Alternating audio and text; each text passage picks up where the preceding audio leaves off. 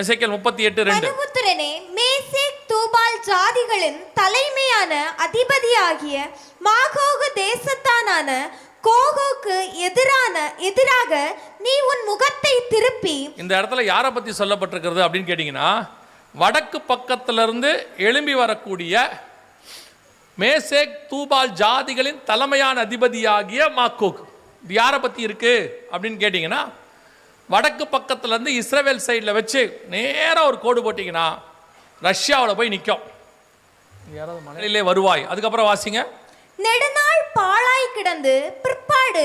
உங்களுக்கு இது சாதாரணம், இஸ்ரவேல் தேசம் இருக்குன்னு. ஆனால் இதே வசனத்தை 80 வருஷத்துக்கு முன்னாடி படிச்சீங்கன்னா இஸ்ரவேல் தேசம் இல்லை.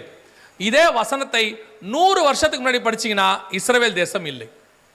அப்ப இந்த தீர்க்கதரிசனம் நடக்காதுன்னு நீங்க சொல்லிடுவீங்க. ஏன்னா இஸ்ரவேல் ஒரு தேசமே இல்லையா, அப்புறம் எப்படி யுத்தம் அவங்களுக்கு விரோதமா வருவேன்னு சொல்லுவீங்க. ஆனா கர்த்தர் சொன்னபடி இஸ்ரவேல் ஒரு தேசம் உருவாகி விட்டது. அவங்களுடைய கடைசி வருஷங்களுக்குள்ளே நாம் வந்து விட்டோம்.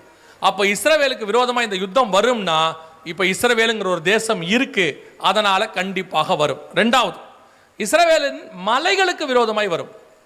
இந்த மலைகளுக்கு விரோதமாய் எழும்போம் அப்படின்னு சொல்ற இந்த யுத்தம் எப்ப ஆரம்பிச்சது அப்படின்னு பாத்தீங்கன்னா, இது 2023 அக்டோபர் மாசம் 7ஆம் தேதி. 2023 மே மாசம் கொரோனா முடிவுக்கு வந்து பேண்டமிக் ஓவர், அந்த எமர்ஜென்சி முடிவுக்கு வந்துச்சு.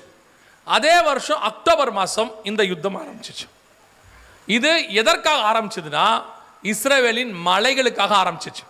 த டோம் ஆஃப் ராக் அப்படின்னு சொல்லக்கூடிய டெம்பிள் மவுண்ட் அப்படின்னு சொல்லக்கூடிய ஒரு மலைக்கு விரோதமாய் இந்த யுத்தம் ஆரம்பிச்சிச்சு. இதுக்காக தான் ஆரம்பிச்சது. இந்த யுத்தம் ஆரம்பிச்சு ஏறக்குறைய 2 வருஷம், இந்த அக்டோபர் வந்தா 3ஆவது வருஷம் இந்த யுத்தம் ஆரம்பிச்சது. இந்த யுத்தம் தான் அப்படியே பெருசாச்சு. அப்படியே இஸ்ரவேல்ல இருந்து அடுத்தபடியாக அது அப்படியே லெபனானுக்கு போச்சு. லெபனான்ல இருந்து ஏமன் ஹவுதி பகுதிக்கு போச்சு. அங்கிருந்து ஈரானுக்கு போச்சு. இந்த ஈரானை பத்தி எசேக்கியேல் 38:5 நீங்க வாசிச்சீங்கன்னா, அவர்களோடு கூட பெர்ஷியரும் அப்படின்னு இருக்கு. இப்போ ஈரான் அதோடு கூட இருக்கு, யுத்தத்தில் இருக்கு. இந்த யுத்தத்தில் ஆண்டவர் சொன்ன கடைசி மிக முக்கியமான ஒரு ஆள் வந்து சேரணும் அப்படின்னு நாங்கள் சொல்லிக்கிட்டு இருந்தோம். அந்த ஆள் வந்துடுச்சு. இப்போ இந்த வாரத்தில் அந்த ஆள் வந்து ஜாயின் ஆயிடுச்சு. எசேக்கியேல் 38:2 வாசிங்க பார்ப்போம். எசேக்கியேல் 38:2. மனுபுத்திரனே, மேசேக் தூபால் ஜாதிகளின் தலைமையான அதிபதியாகிய மாகோகு தேசத்தானான கோகோக்கு எதிராக நீ உன் முகத்தை திருப்பி. இந்த இடத்துல யாரை பத்தி சொல்லப்பட்டிருக்கிறது அப்படின்னு கேட்டீங்கன்னா, வடக்கு பக்கத்திலிருந்து எழும்பி வரக்கூடிய மேசேக் தூபால் ஜாதிகளின் தலைமையான அதிபதியாகிய மாகோக். இது யாரை பத்தி இருக்கு அப்படின்னு கேட்டீங்கன்னா, வடக்கு பக்கத்துல இருந்து இஸ்ரவேல் சைடில் வச்சு நேரா ஒரு கோடு போட்டீங்கன்னா ரஷ்யாவில் போய் நிற்கும். யாராவது மலையாள பைபிள் வச்சிருக்கீங்களா? மலையாள பைபிள் யார்கிட்ட இருக்கா? இல்ல. சரி, அந்த தமிழ்ல இல்லாத ஒரு வார்த்தை மலையாள பைபிள் இருக்கும், நீங்க வாசிச்சீங்கன்னா தெரியும். எசேக்கியேல் 38:2 ரோஷே அப்படிங்கிறதான ஒரு வார்த்தை இருக்கும். வடக்கு பக்கத்துல இருந்து இங்கிலீஷ் பைபிளில் பார்த்தீங்கன்னா ரோஷ்னு இருக்கும், மலையாளத்தில் ரோஷேன்னு இருக்கும். இந்த ரோஷ் எழும்பி வரணும், வடக்கு பக்கத்துல இருந்து இருக்கு. இப்போ இந்த யுத்தத்தில் ரஷ்யா வந்து தலைமை ஏற்று நடத்தணும். இதுதான் கடைசி. ரஷ்யா தலைமை ஏற்று இந்த யுத்தத்தை நடத்திச்சுன்னா யுத்தம் 3ஆம் உலக யுத்தமாக மாறும். இது வேதத்தில் சொல்லப்பட்ட 2500 வருஷத்துக்கு முன்பாக உள்ளது. ஈரான், ரஷ்யா எல்லாம் இருக்கு. இப்போ நிறைய பேர் என்ன சொல்லுவாங்கன்னா, இது நடக்கிறதுனால இவங்க சொல்றாங்கன்ட்டு. இந்த காரியம், இந்த யுத்தத்தை குறித்து வலைத்தளத்தில் இருக்கு, யூடியூப்ல இருக்கு, வலையொலியில் இருக்கு, நீங்க போய் பாருங்க. 2008 இந்த யுத்தத்தை குறித்து பேசுவதற்கு கர்த்தர் கிருபை கொடுத்தார். 2008 ஒரு வீடியோ 3ஆம் உலக யுத்தம்னு போட்டிருக்கிறோம். அதுல ரஷ்யா இஸ்ரவேலுக்கு விரோதமாய் வர வேண்டும் அப்படின்னு அதுல இருக்கு. இந்த எசேக்கியேல்ல உள்ளதை எடுத்து சொல்லியிருக்கோம். இன்னைக்கு இந்த ஒரு வாரத்துக்குள்ள மட்டும் இப்போ ஈரான் போய் ரஷ்ய அதிபரை பார்த்துருக்கு. நடுவில் பாகிஸ்தானில் போய் சமாதானம் வந்துடும், எல்லாம் நடந்துடும் அப்படின்லாம் சொன்னாங்க. பாகிஸ்தான்லேருந்து நேராக இஸ்ரேலிய வெளியுறவுத்துறை அமைச்சர், ஃபாரின் மினிஸ்டர் நேராக போய் ரஷ்யாவுக்கு தான் போனார். புதின்கிட்ட போய் பேசினார். நேற்றும் இன்னைக்கும் பேசியிருக்கிறார். பேசி ரஷ்யா தான் இதை முன்னின்று நடத்தணும் அப்படின்னு சொல்றாரு. தலைமை ஏற்று இந்த பீஸ் டாக்கை நீங்கள் தலைமையேற்று நடத்துங்கன்னு. ஆனால் ரஷ்யா அனௌன்ஸ்மெண்ட் என்ன பண்ணியிருக்கு கவனிங்க. ஏதோ உங்களுக்கு சரித்திர கதை சொல்கிறேன் நினச்சிக்காதீங்க. உங்கள் தலைமையில் வரப்போகிற யுத்தத்தை குறித்து சொல்லிக்கிட்டு இருக்கிறோம். ரஷ்யா என்ன சொல்லியிருக்குன்னா, ஈரானுக்கு எதிரி ரஷ்யாவுக்கு எதிரி, அவ்வளோதான். இஸ்ரேலுடைய மக்கள் 40 பேர் ரஷ்யாவுக்கு போயிருக்கிறாங்க. 40 பேரையும் 5 மணி நேரம் விசாரித்து திருப்பி ஃப்ளைட் ஏறி எங்கள் நாட்டை விட்டு போங்கன்னு அனுப்பிட்டாங்க. அந்த 5 மணி நேரமும் அவங்க ரொம்ப கௌரவ குறைச்சலாக நடத்தியிருக்கிறாங்க. அதுக்கு ரஷ்யா கொடுத்த விளக்கம் என்னென்னா, நாங்கள் ஈரானுக்கு ஆதரவாக இருக்கிறோம், ஈரானுடைய எதிரி எங்களுடைய எதிரி அப்படின்னு சொல்லியிருக்கிறாங்க. இன்னைக்கு நான் சொல்கிறது, இன்னைக்கு ரஷ்யாவுடைய கப்பல் ஒன்று மிகப்பெரிய போர்க்கப்பல் இருக்கிறதுலையே ரொம்ப முக்கியமான போர்க்கப்பல் இன்னைக்கு ஈரானுடைய ஸ்ட்ரைட் ஆஃப் ஹார்மோஸ் பகுதிக்கு வந்திருக்கு. இந்த யுத்தம் அடுத்த கட்டத்துக்கு போகுது. இப்போ ரஷ்யா தலைமையேற்று நடத்த போகுது. ஈரான் கூட சைனாவும் வந்திருக்கு. மாக்கோகியானா மங்கோலிய இனம். இவர்கள் எல்லாம் சேர்ந்து இந்த யுத்தத்தை நடப்பிக்க போகிறார்கள். நாம் எசேக்கியேல் 38, 39 யுத்தத்தின் காலத்தில் இருக்கிறோம். இதே மாதிரி தான் 2018 ஆவியானவர் ஒரு காரியத்தை சொன்னார். இந்த WHO ரிப்போர்ட்டை வச்சுக்கிட்டு கொள்ளை நோய் ஒன்று வரப்போகுது அப்படின்னு. அன்னைக்கும் சபை அசட்டையாக எடுத்துக்கொண்டது. உலகத்தை பற்றி கவலையில் விட்டுருங்க, சபை அசட்டையாக எடுத்துக்கிச்சு. அதெல்லாம் வராது, நடக்காது, இவர் சும்மா பயமுறுத்துறாரு அப்படின்னாங்க. உலகமே ஸ்தம்பிக்கிற மிகப்பெரிய லாக்டவுன் வந்தது கொள்ளை நோயில். இப்போவும் சொல்கிறோம், மிகப்பெரிய யுத்தம் இது. ஏதோ இப்போவே அதோடைய தாக்கம் பெருசாக இருக்குது. விலைவாசியெல்லாம் பல நாடுகளில் ஏறிடுச்சு. 7-8 நாடுகளில் பார்ட் டைம் லாக்டவுன் போட்டாங்க. ஒரு சில நாட்டிலலாம் 4 நாள் தான் வெளியே வரணும், 3 நாள் வெளியே வரக்கூடாதுன்ட்டான். சில நாடுகளில் சில பார்ட் டைம் லாக்டவுன் போட்டான். விலைவாசி அடுத்த லெவலுக்கு போகுது. இப்போ இந்தியாவில் சொல்லியிருக்கிறாங்க, ஆயில் ப்ரொடியூசர்ஸ், அதாவது இந்த எண்ணெய் சுத்திகரிப்பு பண்ணி விநியோகம் பண்ணுறவங்க சொல்கிறாங்க, நாங்கள் கடந்த சில மாதங்களாக இதை ஆரம்பித்ததுலேருந்து நஷ்டத்தில் நாங்கள் வியாபாரம் பண்ணிக்கிட்டு இருக்கிறோம்.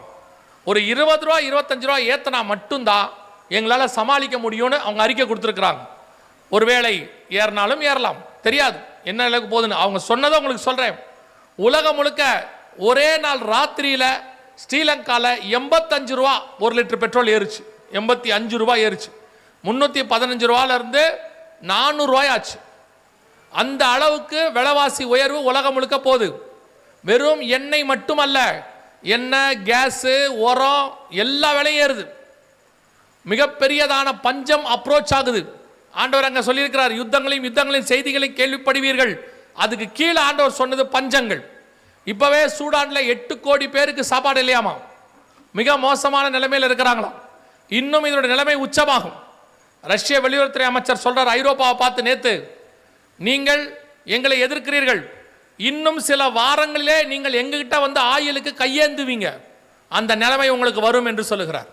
உலகளாவிய மிகப்பெரிய யுத்தம் அப்ரோச் ஆகுது. விசுவாசிகள் கவனியுங்கள், இயேசு சொன்ன யுத்தங்களின் செய்திகளையும் கேள்விப்படுவீர்கள் என்ற அந்த வசனம் நிறைவேறுகிறது. கர்த்தர் சொன்னபடியே எசேக்கியேல் 38, 39 நம் கண்களுக்கு முன்பாக. இன்னைக்கு என்ன சொல்றாங்க? நியூக்ளியர் த்ரெட் இருக்குன்றாங்க. நியூக்ளியர் த்ரெட்னா அணு ஆயுத த்ரெட் இருக்கு, எந்த நாடு யூஸ் பண்ணும் தெரியாது. நேற்று சொல்லியிருக்காங்க, இது வரைக்கும் 8 நாடு 9 நாடு அணுகுண்டு வச்சிருச்சுன்னு நேற்று அறிக்கை கொடுத்துருக்காங்க. IAEAன்னு சொல்லுவாங்க, இன்டர்நேஷனல் அட்டாமிக் எனர்ஜின்னு சொல்லுவாங்க. அவங்க சொல்றாங்க 20 நாடு கிட்ட அட்டாமிக் இருக்குதாம், சாரி நியூக்ளியர் இருக்குதாம். 20 நாடு நியூக்ளியர் வெப்பனை வச்சிருக்கு. இதை எல்லாருமே யூஸ் பண்ணாங்கன்னா உலகம் மிகப்பெரிய பேரழிவை சந்திக்கும். எசேக்கியேல் 39ஆம் அதிகாரத்தில் இந்த நியூக்ளியர் வெப்பனை பற்றி கர்த்தர் பேசி இருக்கிறார். அவங்க என்ன செய்வாங்க, எப்படி நடந்து கொள்வாங்க, எல்லாத்தையும் ஆண்டவர் சொல்றாரு. ஒரு எலும்பை காணும் மட்டும், எசேக்கியேல் 39:15 சொல்றாரு, ஒரு எலும்பை காணும் மட்டும் அதன் அண்டையிலே அவன் ஒரு அடையாளத்தை நாட்டுவான். எசேக்கியேல் 39:11 சொல்லுது, அது வழிப்போக்கர் மூக்கை பொத்தி கொண்டு போக பண்ணும். அவரோட அர்த்தம் என்ன? எல்லாரும் புதைக்கிற இடத்துல மூக்கை பொத்திக்கிட்டு போவாங்க அப்படின்னு இருக்கு. சில டிரான்ஸ்லேஷன்ஸ்ல இங்கிலீஷ்ல ட்ரெஸ்பாசஸ் இருக்கு. அந்த வழியா போறவங்க எல்லாம் மூக்கை பொத்திக்கிட்டு போவாங்க. இதே செய்தியை ஒரு 6 வருஷத்துக்கு முன்னாடி, 2020க்கு முன்னாடி புதைக்கிறவங்க எல்லாம் மூக்கை பொத்திக்கிட்டு இருப்பாங்கன்னா நீங்க நம்ப மாட்டீங்க.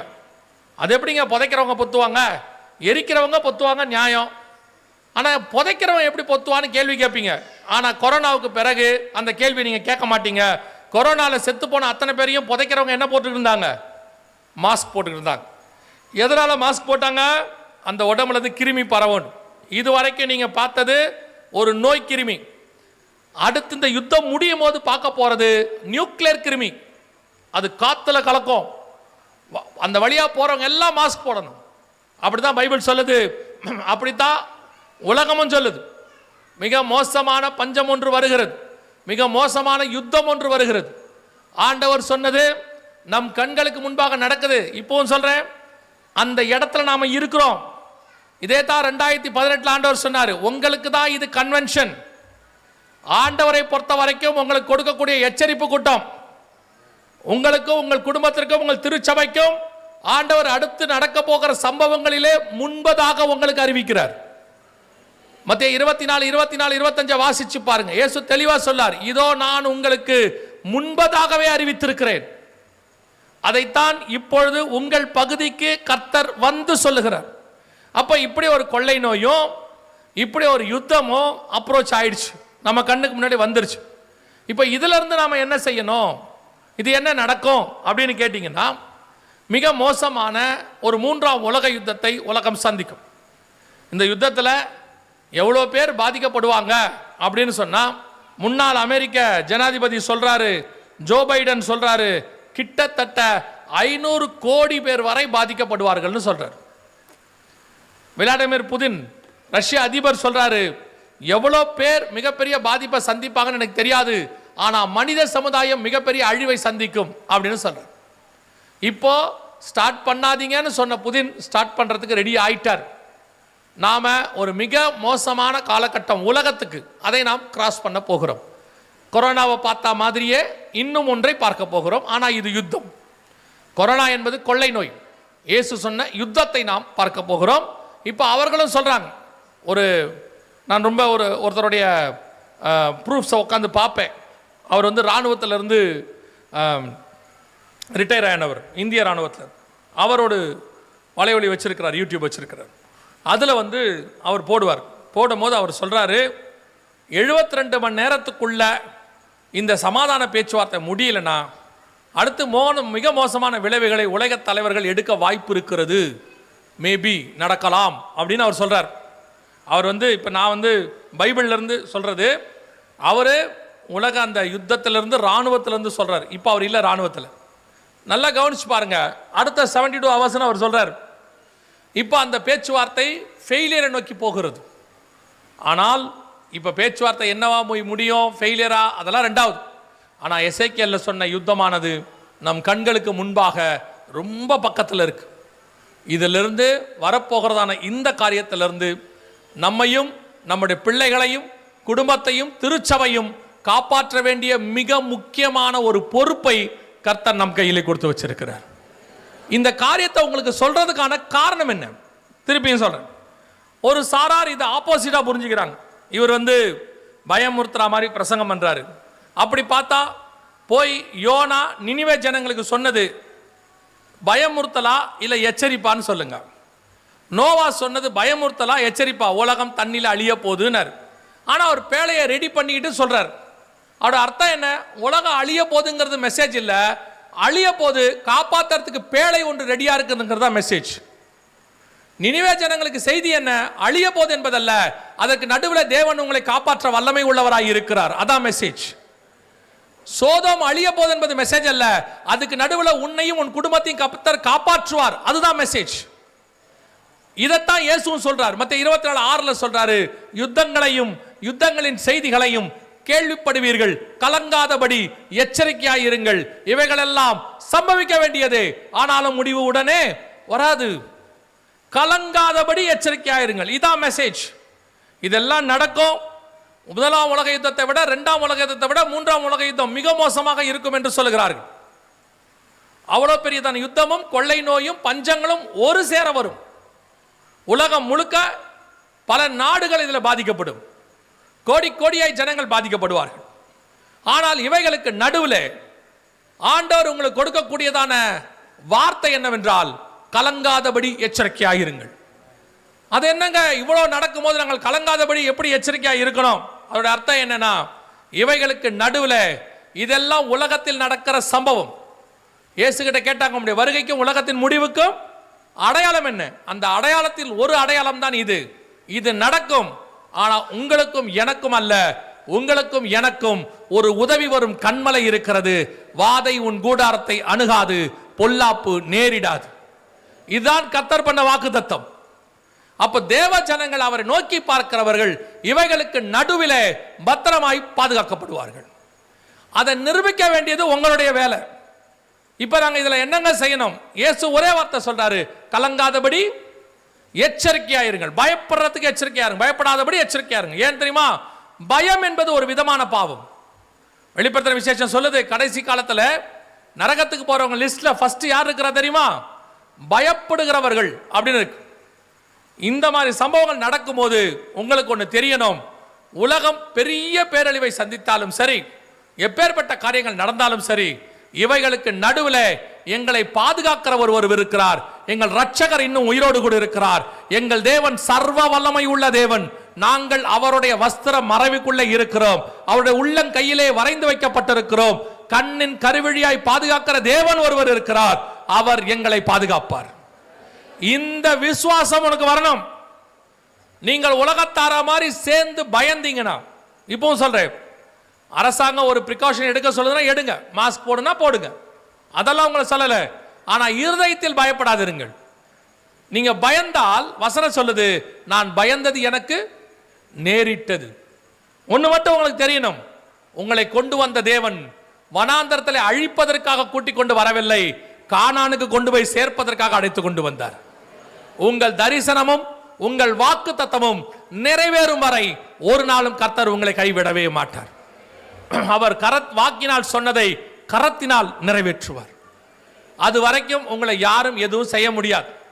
நீங்க வேணா அந்த சங்கீதம் இருக்கு இல்லையா, 91ஆம் சங்கீதம் இருக்குல்ல, உன்னதமானவருடைய மறைவில் இருக்கிறவன் சர்வ வல்லருடைய நிழலில், அந்த சங்கீதத்தை டெய்லி போய் வீட்டில் படிங்க.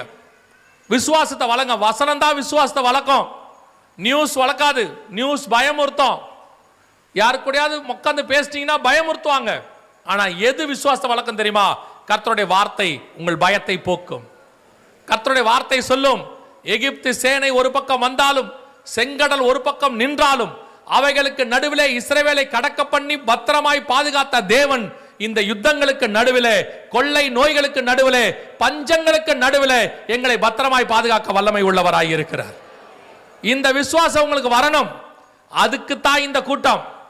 என்ன நடக்க போதுங்கிறத சொல்றதுக்காக கூட்டம் இல்ல, அதுக்கு நடுவில் கர்த்தர் உன்னை எப்படி காப்பாற்ற போறான்னு சொல்றதுக்கு தான் இந்த கூட்டம். ஏன்னா இதை சொல்லலைன்னா வரும்போது நீங்களும் அவங்கள மாதிரியே பயப்படுவீங்க. ஏன்னா கொரோனால பயந்து இருக்கிறீங்க. கொரோனால என்ன செய்யணும் தெரியாம ஸ்தம்பிச்சு போய் நின்று இருக்கிறீங்க. வீட்டை பூட்டிட்டு போய் உட்காந்து என்ன பண்றது தெரியாம முழிச்சிருக்கீங்க. அதுக்கு தான் ஆண்டவர் இப்போ உங்களுக்கு கொடுக்கிறார்.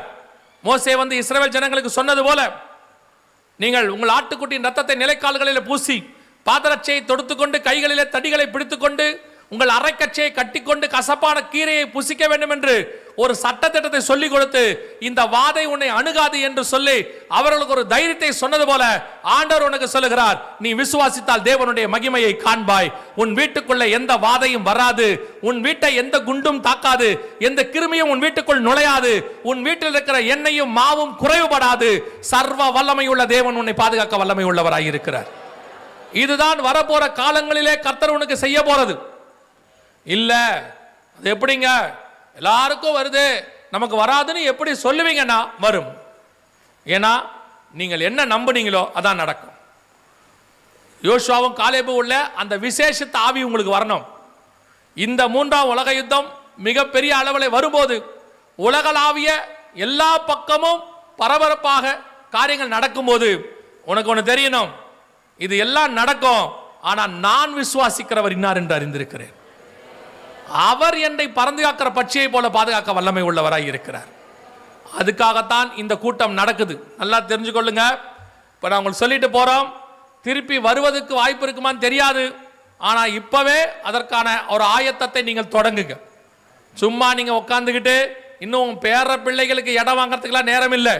எலிசா சொன்ன மாதிரி ஒலிவ தோப்புகளையும் திராட்சை தோட்டங்களையும் வீடு வாசல்களை வாங்குவதற்கு இது காலமோ?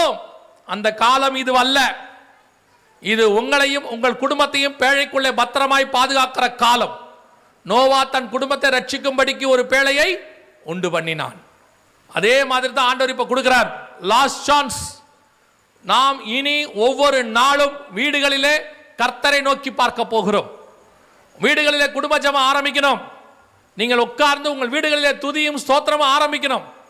நாகர்கோயில் மாவட்டம் கர்த்தரை ஆராதிப்பதற்கும் வார்த்தைக்கும் ஆவியில நிறைவதற்கும் நல்ல பேருள்ள மாவட்டம்.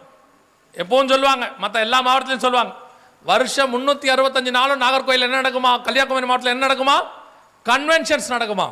கர்த்தரை 365 நாளும் உயர்த்துகிற இதே கன்னியாகுமரி மாவட்டம் கடந்த சில வருஷங்களாக கர்த்தரை விட்டு தூரம் போயிருக்கிறது.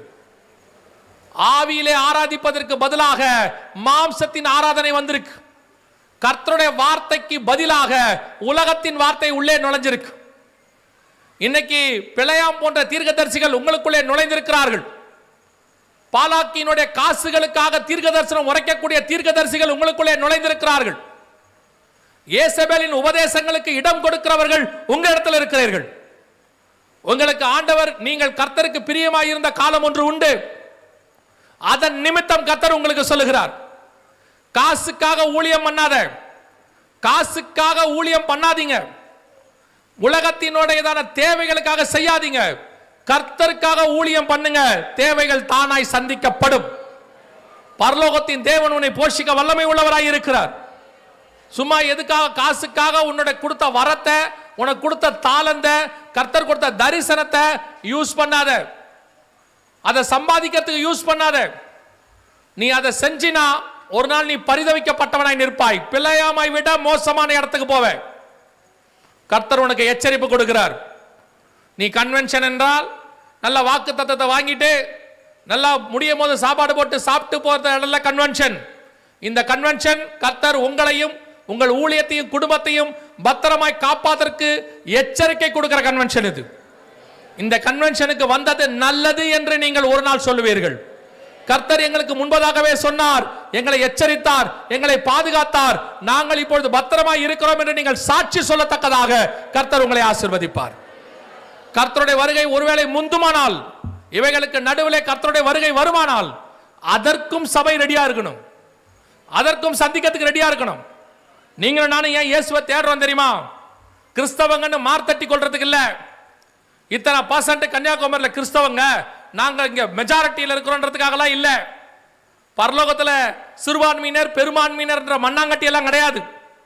பரலோகத்தில் 2 சாட்சி தான். ஒன்று, உண்மையும் உத்தமம் உள்ளவனே எஜமானுடைய சந்தோஷத்துக்குள் பிரவேசி. இன்னொன்று, அக்கிரம செய்கைக்காரனே என்னை விட்டு அகன்று போ. நீ எந்த டினாமினேஷன், எந்த வளர்ப்புல வளர்ந்தீங்க அதெல்லாம் 2வது.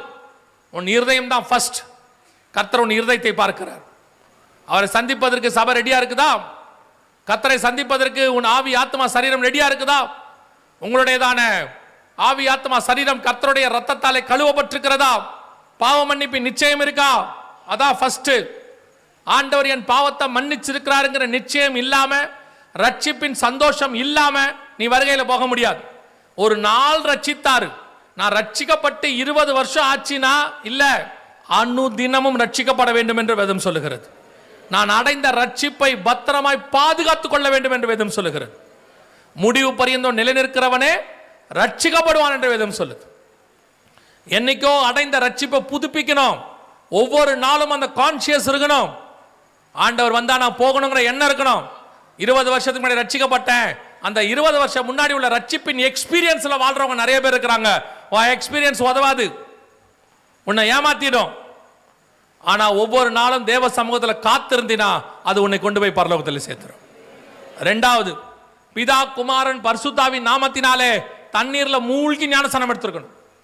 வேற எந்த ஞானசானமும் பைபிள் சொல்லல. ஞானசானத்தை எடுக்கணும், எடுக்காமே இருக்கக்கூடாது. ஒரு சிலர்லாம் கேட்கிறான், கல்ல ஞானசானம் எடுத்தானா அப்படின்னு ஒரு அறிவுபூர்வமான கேள்வி ஒன்று கேட்பாங்க. கல்ல ஞானசானம் எடுக்கல, பக்கத்தில் தொங்கின இயேசுநாதர் எடுத்தாரா இல்லையா? பக்கத்தில் நடுவில் சிலுவையில் தொங்கின இயேசுநாதர் எடுத்தாரா இல்லையா? இப்போ உங்க ரோல் மாடல் யாரு, கல்லனா இயேசுநாதரா? ரோமர் 8:29 சொல்லுது, குமாரனின் சாயலுக்கு ஒப்பாய் இருக்கும்படி கர்த்தர் உன்னை அனுப்பினார். அப்ப இயேசுவை மாதிரி நீங்க மாறணுமா, கல்லனை மாதிரி மாறணுமா? இயேசு ஞானஸ்நானம் எடுத்திருக்கிறார் தண்ணியில மூழ்கி, அதை எடுக்கணும், அவ்வளவுதான். இந்த क्वेश्चन கேட்கறான்ல ஏன் அப்படின்னு, அதுவே ரிபலிங் ஸ்பிரிட். விசுவாசம் எனப்படுவது யாதெனில், விசுவாசம்னா என்ன தெரியுமா? நம்பப்படுதல் மேல் உறுதியும் காணப்படாத மேல் நிச்சயம். கர்த்தர் சொன்னா செய்யணும், அவ்வளவுதான் விசுவாசம். உலகம் தான் சொல்லும் அப்படிலாம் செய்ய முடியாதுன்னு, பைபிள் சொல்லும் சொல்லும் அடியேன் கேட்கிறேன், அவ்வளவுதான். தண்ணியில மூழ்கி ஞானஸ்நானம் எடுக்காதவங்க ஞானஸ்நானத்துக்கு ஒப்பு கொடுங்க. ஆண்டவர் வருகிற காலம் சமீபமாயிற்று. ஒருவன் ஜலத்தினாலும் ஆவியினாலும் பெறவாவிடில் பரலோக ராஜ்யத்தில் பிரவேசிக்க முடியாது. மூன்றாவது எபேசியர் 4:30 சொல்லுது, மீட்கப்படும் நாளுக்கென்று முத்திரையான பரிசுத்த ஆவியை துக்கப்படுத்தாதிருங்கள். மீட்கப்படும் நாளுக்கென்று முத்திரை பரிசுத்த ஆவியானவர். பரிசுத்தாவின் அபிஷேகம் பெறாம வருகையில போக முடியாது. ஆவியானவர் உன்னை நிரப்பி இருக்கிறாரு, ஆவியானவர் உனக்குள்ள இருக்கிறாருங்கிற நிச்சயம் இருக்கணும். அவர் வந்து உங்களுக்குள்ளே வாசம் பண்ணுவார்னு வேதம் சொல்லுது. நான் போய் சத்திய ஆவியாகிய அவரை உங்களிடத்தில் அனுப்புவேன் ஆண்டவர் சொன்னார். அவர் உங்களுக்குள்ள இருக்கிறாரா? அபிஷேகம் பெற்றிருக்கிறீங்களா? இல்லை என்று சொன்னால் அபிஷேக கூட்டத்தில் கலந்து கொள்ளுங்கள். அப்படியும் வர முடியாத சிச்சுவேஷன் அப்படின்னா, வீட்டில் யாரும் இல்லாத போது நல்லா கதவை சாத்திட்டு முழங்கால் போட்டு ஊக்கமா ஜோம் பண்ணுங்க. மாம்சமான யாவர் மேலும் என் ஆவியை ஊற்றுவேன் என்று கர்த்தர் வாக்கு பண்ணி இருக்கிறார். அந்த தேவன் உங்களையும் நிரப்ப போதுமானவராய் இருக்கிறார். நாலாவது அப்போஸ்தலர் நடவடிக்கைகள் 2:40 சொல்லுது, மாறுபாடான சந்ததியை விட்டு விலகி உங்களை ரட்சித்துக் கொள்ளுங்கள் என்று சொல்லி. உங்களுக்கு உலகத்துக்கும் வேறுபாடு இருக்கணும், மாறுபாடான சந்ததியை விட்டு வரணும். உலகத்துக்கு ஒத்த வேஷம் தரிக்க கூடாது என்று ரோமர் 12 சொல்லுது. இன்னைக்கு சபை உலகத்தின் ஒத்த வேஷத்துக்கு போகுது. உலகத்தானுடையதான காரியங்கள் எல்லாம் சபைக்குள்ள வருது.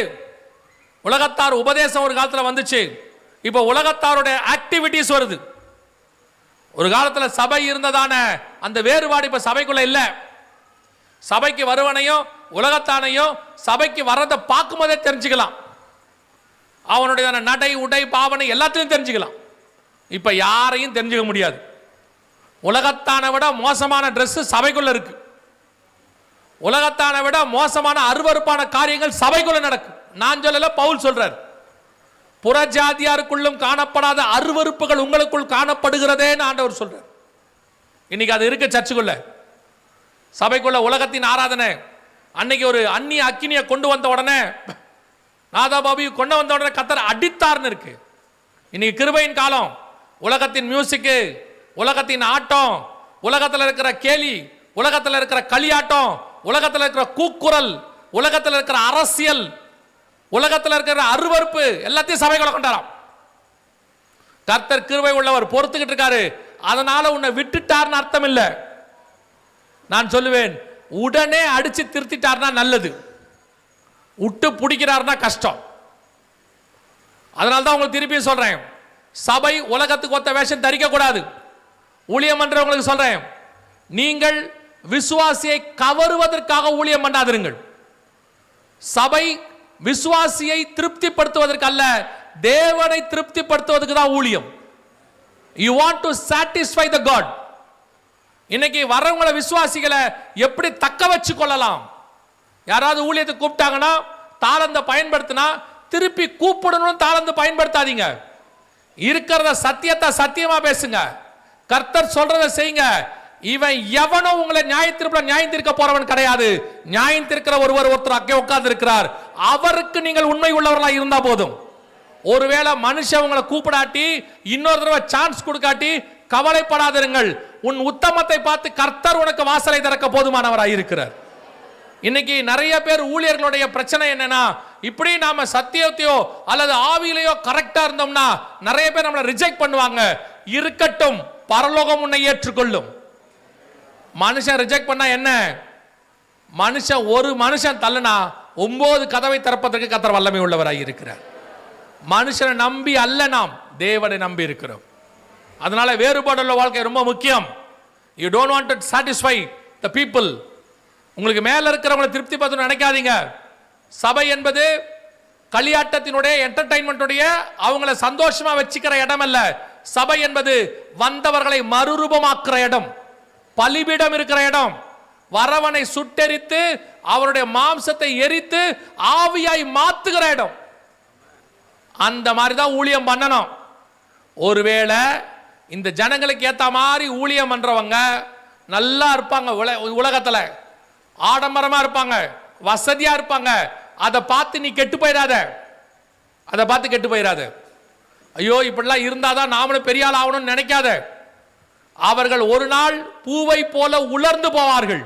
நீயோ ஒலிவ மர கன்றை போல அந்த வெள்ளத்தை தாண்டி வளருவாய். கொஞ்ச நாள் எடுக்கும், ஆனா கர்த்தர் உன்னை ஓங்கி வளர பண்ணுவார். உலகத்துக்கு ஒத்த வேஷம் தரிக்காதிருங்கள், பாவத்துக்கு ஒத்து போகாதிருங்கள், ஆண்டவருக்கு முன்பாக உண்மை உள்ளவர்களாய் இருங்கள். கர்த்தர் வருகையிலே உம்மை சேர்த்துக் கொள்ள வல்லமை உள்ளவராய் இருக்கிறார். அல்லேலூயா. நாம் ஜெபிக்க போகிறோம். ஏந்திரிக்கலாமா தேவ சமூகத்தில்?